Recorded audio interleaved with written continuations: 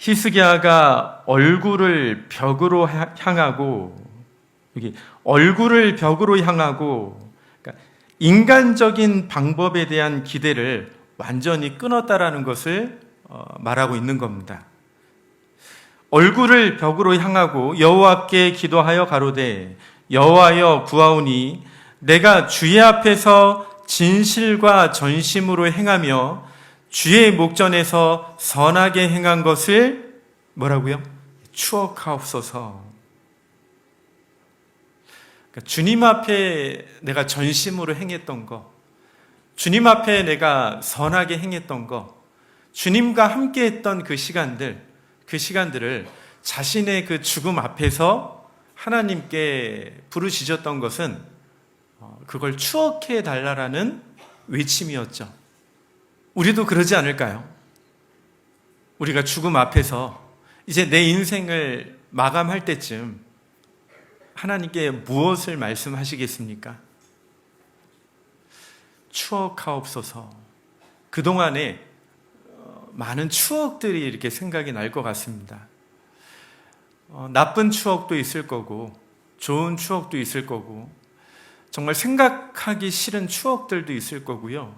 그리고 너무나 아름다운 추억들이 생각이 납니다. 이것저것 나쁜 생각은 다 놔두고 하나님 앞에 아름다운 추억만 그렇게 남을 수 있다는 것이 그게 또한 행복이지 않을까. 아름다운 추억 있으세요? 지금까지 하나님과 동행하면서 아름다웠던 추억들 말이에요. 저도 아름다운 추억들이 너무나 많습니다. 가장 아름다운 추억은 구원받을 때였겠죠. 그러나 구원받고 나서 훨씬 더 아름다운 추억들을 경험했던 것 같아요. 청년 때 정말 하나님 앞에서 그 받은 은혜와 사랑 가지고 그걸 가지고 시작을 했습니다. 받은 은혜가 너무너무 커서요. 그 받은 사랑이 너무너무 커서 정말 이 한 몸 지옥불에 떨어질 정말 가당한 그런 사람이었는데, 그런데 내가 뭐라고 하나님께서 나를 영원한 천국으로 이렇게 인도해 주셨다라는 게 그게 마음에 큰 은혜였습니다. 그 사랑과 그 은혜 가지고요, 이제 교회로 첫걸음을 교회로 이렇게 갔을 때 그때 이제 많은 분들이 구원받은 것을 축하해 주었죠.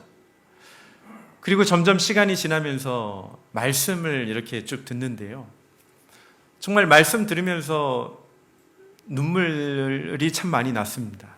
왜냐하면 그 하나하나 모든 말씀들이 다 나를 향해서 하나님께서 해주시는 것 같은 말씀이거든요.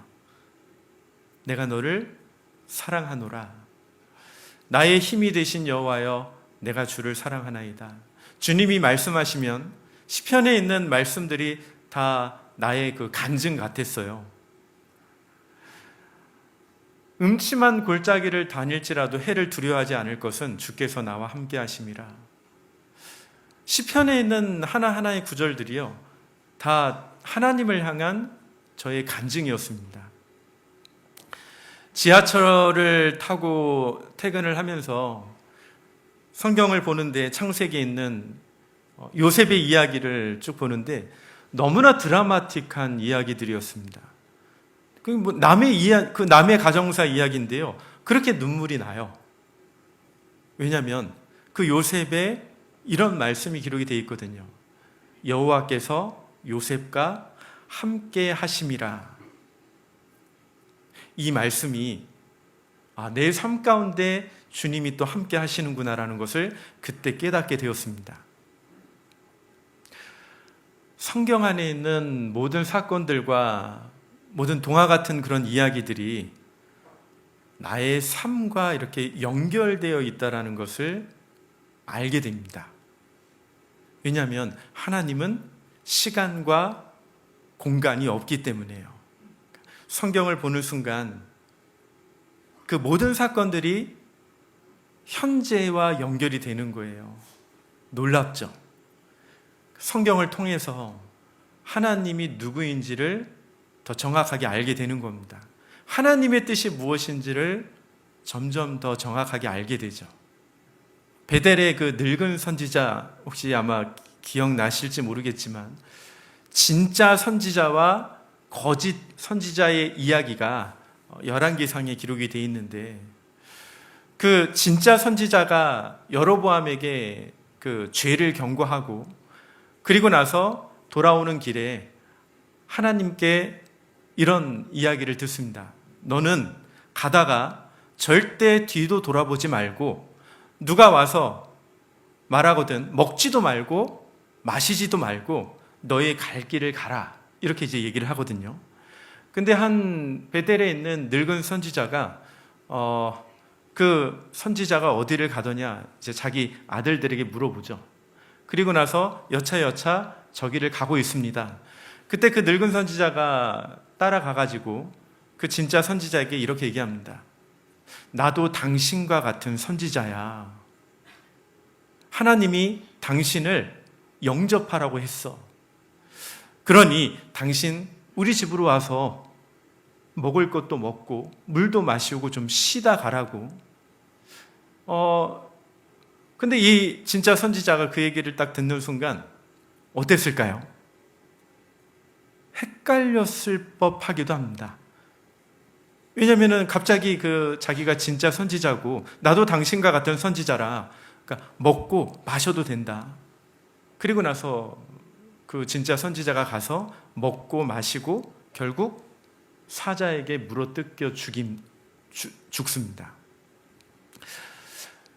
그 성경에 있는 사건에 있는 내용을 보면서 이런 생각이 들었습니다. 왜 그 선지자는 하나님께 직접적으로 그 경고를 들었음에도 불구하고 왜 그 거짓 선지자의 말을 듣고 그렇게 갔을까? 고민하지 않았어요. 이런 중요한 일에 하나님께서 나에게 직접 말씀하실 수도 있는데 왜 말씀하지 않으셨을까? 그러면 그 말씀한 대로 내 갈 길을 갔어야 했는데 안타까운 건 주변의 이야기를 너무나 많이 들었다라는 겁니다. 지금 읽은 이 본문을 통해서 하나님은 우리에게 길을 보여주시고 또 지금 이 시대에 우리가 가야 할 방향을 알려주신다라고 생각을 합니다. 히스기야는 자신의 그 마지막 그 인생의 그 죽음 앞에서 그가 하나님 앞에 했던 행동은 얼굴을 벽으로 향하고 그리고 추억하옵소서, 그 시간들을 추억했던 겁니다. 심히 통곡했던 거죠. 그 추억은 처음 마음으로 돌아가게 해줍니다. 그 추억은 다시 새롭게 시작할 수 있는 마음을 허락하십니다. 하나님과 함께 했던 그 과거의 아름다운 추억들, 그 처음 사랑, 우린 그것을 기억할 때, 그것을 추억할 때 다시 시작할 수 있는 새로운 마음이 또 생기게 되거든요. 그 기도를 드렸던 겁니다. 히스기야 왕이요.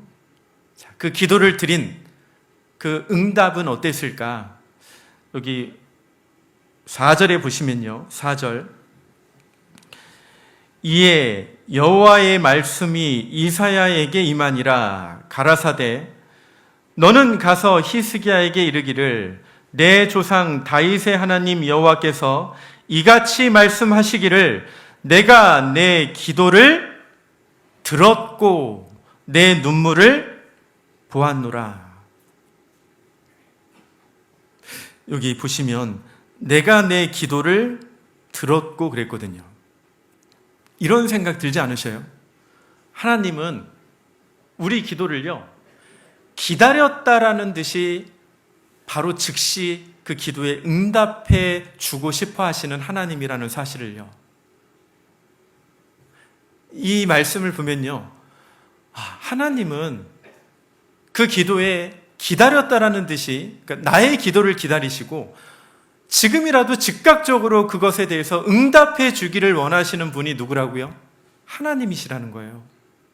근데 우리는 어쩌면은 하나님 앞에 이런 진지한 기도를 언제 해봤는가 그런 생각을 해보게 됩니다. 정말 진실된 기도, 진정성 있는 기도, 참된 기도가 무엇일까요? 그것은 어쩌면 바로 죽음 앞에서, 나의 종말 앞에서 하는 기도가 아닐까라는 생각을 해보게 됩니다. 그 기도를 들었고 그 다음에 뭐라고요? 내 눈물을 보았노라 그랬습니다. 하나님은 내 눈물을 다 보셔요. 나의 고통을 다 보십니다. 내가 어제 울었던 거 다 기억하시고 보셨어요. 나의 아픔도 다 보셨던 겁니다. 나의 고통도 보시고요. 나의 우울함도 보시고요. 나의 고립된 모습도 보시고요. 나의 연약함도 다 보시거든요. 그러니까 하나님은 보시고 듣고 보시는 분이 하나님이시거든요. 그리고 그 수 안에 15년을 더하신 겁니다. 보너스, 그 인생의 생명이 15년이 연장된 거죠. 주님은 내 기도에 조용히 들어주시는 분이시거든요. 히스기야가 그 생명이 연장되고 나서 했던 그의 결심과 간증이 그 밑에 이렇게 기록이 되어 있습니다. 9절에 보시면 9절, 유다왕 히스기야가 병들었다가 그 병이 나을 때에 기록한 글이 이러하니라. 내가 말하기를 내가 중년의 한창의 나이, 프라임 타임, 황금 시간, 그리고 그 전성기 때에 음부의 문에 들어가고, 여기 구약 성경에 음부의 문에 들어간다라는 의미는요, 죽음 이후의 세계로 들어간다라는 뜻을 내포하고 있습니다. 그러니까 음부의 문에 들어가고 연연 남은 여생을 빼앗기게 되리라 하였도다. 내가 또 말하기를 내가 다시는 여호와를 배웁지 못하리니 생존 세계에서 다시는 여호와를 배웁지 못하겠고 내가 세상 거민 중에서 한 사람도 다시는 보지 못하리라 하였도다. 여기 3번이 반복되죠. 다시는 내가 이럴 줄 알았다라면 오늘이라는 시간을 헛되이 보내지 않았을 텐데, 그 히스기야의 마음이요 11절에 이렇게 기록이 되어 있는 거죠. 오늘이라는 시간, 여러분, 오늘이라는 시간은 내 생애요 처음 경험해보는 시간 아닙니까? 그렇죠? 오늘이라는 삶은요 익숙한 시간이 아니에요. 내가 처음 살아본 하루입니다.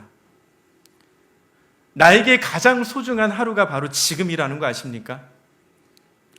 하나님이 인간에게 주신 3개의 금이 있다라고 합니다. 뭐예요? 황금, 소금, 지금. 나는 지금을 살고 있는 겁니다. 과거와 미래는 나의 것이 아니거든요. 오직 지금이에요. 여러분, 그 세상 사람들이 믿는 종교가 뭔지 아셔요? 후불교라고 합니다. 후불교. 후불교가 뭔지 아십니까? 과거를 생각하면 후회만 해요. 미래를 생각하면 늘 불안합니다. 현재를 생각하면 비교만 합니다. 그러니까 삶이 어때요? 행복할 수가 없는 거예요. 늘 과거의 후회와 늘 미래의 불안과 늘 현재의 비교만을 가지고 살아가니 그게 행복할 수 있을까요? 그러나 그리스도인에게는 과거를 생각하면 뭘 생각해야 될까요? 과거를 생각하면 에베네셀, 하나님이 여기까지 함께 하셨다. 미래를 생각하면요, 여호와 이레, 하나님이 모든 것을 예비하셨다. 현재를 생각하면 뭐예요? 임마누엘, 지금 우리와 나와 함께 하신다. 히스기야가 결심을 합니다. 그 사건을 통해서 이제 결심을 하는 말씀이 여기 15절에 보시면, 15절, 주께서 내게 말씀하시고 또 친히 이루셨사오니 내가 무슨 말씀을 하오리이까? 내 영혼의 고통을 인하여 내가 종신토록 가끈히 행하리이다. 여기 가끈히 행하리이다. 이 가끈이라는 뜻이요, 신중히, 내가 이제는 부지런히, 내가 이제는 겸손히 하나님의 은혜를 바라보고 살겠습니다 라는 이 결심이 들어있는 말씀입니다. 16절, 주여 사람의 사는 것이 이에 있고 내 심령의 생명도 온전히 거기 있사오니 원컨대 나를 치료하시며 나를 살려주옵소서. 그러면서 이 17절에 아름다운 간증, 너무나 주옥 같은 간증이 기록이 된 거예요. 17절은 같이 읽어보겠습니다. 보옵소서, 내게 큰 고통을 더하신 것은 내게 평안을 주려 하심이라. 주께서 나의 영혼을 사랑하사 멸망의 구덩이에서 건지셨고 나의 모든 죄는 주의 등 뒤에 던지셨나이다. 이 17절은 이제 히스기야의 그 시각이요, 고통을 바라보는 시각이 완전히 바뀌게 되는 거예요. 그 고통이 바로 은혜였다라는 것을, 그걸 그제서야 알게 되는 겁니다. 때로는 우리에게 처한 모든 환경과 모든 상황들이요, 결과론적으로는 하나님께서 나에게 가장 좋은 길을 인도하시기 위한 훈련의 과정이었고 그것이 생명의 진보의 길이었다라는 것을 알게 되기도 합니다. 그리고 각오를 하게 만들죠. 그리고 그 전에는 전혀 생각지 못했던 것들을 발견하게 됩니다. 전에는 갇혀 있었던 시선에서요, 이제는 좀 더 멀리 볼 수 있는 지혜가 생기기도 하죠. 이전에는 전혀 경험해보지 못했던 육신적인 관점에서요, 이제는 주 안에서 바라보는 관점으로 바뀌어가고 있다는 것을 그제서야 생각해 보게 되는 겁니다. 여기 고린도 후서 12장 한번 찾겠습니다. 7절, 여러 계시를 받은 것이 지극히 크므로 너무 자고하지 않게 하시려고 내 육체에 가시 곧 사단의 사자를 주셨으니 이는 나를 쳐서 너무 자고하지 않게 하려 하심이니라. 이것이 내게서 떠나기 위하여 내가 3번 주께 간구하였더니 내게 이르시기를 내 은혜가 내게 족하도다. 이는 내 능력이 약한 데서 온전하여짐이라 하신지라. 이러므로 도리어 크게 기뻐함으로 나의 여러 약한 것들에 대하여 자랑하리니 이는 그리스도의 능력으로 내게 머물게 하려 함이라. 사도 바울에게는 내 몸에 예수의 흔적을 가졌노라. 그리고 하나님의 그 복음을 위해서 정말 앞뒤 가리지 않고 열심히 복음을 전했던 그 사도 바울이, 그에게도 너무너무 힘들었던 그 가시가 있었습니다. 오죽했으면 하나님께 그 기도를요, 1번도 아니고 2번도 아니고 3번씩이나 간구했을까? 여러분, 고통이라는 것도 그냥 깔끔하게 심플하게 한번 그냥 크게 한번 확 하고 나서 끝내버리는 고통이라면 차라리 나은 것 같아요. 그런데 어떤 고통은 너무나 집요한 고통이 있습니다. 끝날 것 같기도 한데 끝날 것 같지 않은 그런 고통이 있거든요. 그 고통은 아마 경험해 보지 못하면 그걸 이해할 수도 없을 겁니다. 그 집요한 고통, 그것이 바로 사도 바울에게 있었거든요. 그걸 3번씩이나 주님께 간구했습니다. 주님, 이 가시, 이 고통을 제발 좀 없게 해주십시오. 이 고통을 제발 좀 없게 해주십시오. 제발 이 고통 좀 없게 해주십시오, 주님. 근데 주님의 응답은 바로 이거였습니다. 내 은혜가 내게 족하도다. 그 가시가 족하대요. 그러면서 이 사도 바울이 깨달았던 놀라운 말씀은 도리어 크게 기뻐함으로. 어떻게 크게 기뻐할 수 있었을까요? 그 크게 기뻐할 수 있었던 이유 중에 하나가 바로 그리스도의 능력으로 내게 머물게 하려 함이라. 이걸 깨달았던 겁니다. 여러분, 내게 있는 그 고통이요, 그리스도의 능력으로 내게 머무는 것이라면 그 고통을 없게 해달라고 그렇게 또 하나님께 기도할 수 있을까요? 사도 바울은 그렇게 하지 않았습니다. 그 고통과 그 가시가요, 누군가에게는 질병이 될 수도 있고요, 누군가에게는 지독한 외로움이 될 수도 있고요, 누군가에게는 관계의 그 가시가 될 수도 있습니다. 상처의 가시가 될 수도 있고요, 두려움의 가시가 될 수도 있거든요.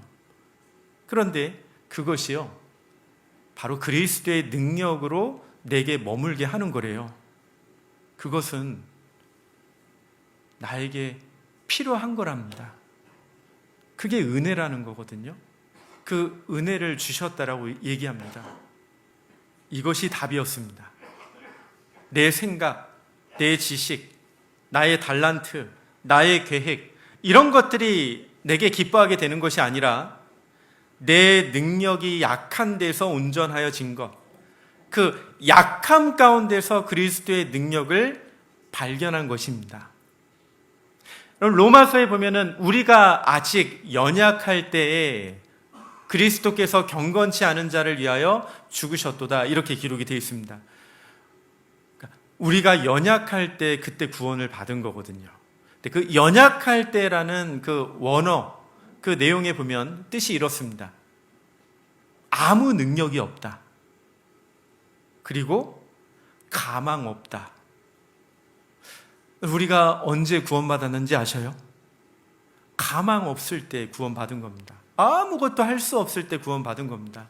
내 능력이 아무것도 없을 때 구원받았다라는 거 아시잖아요.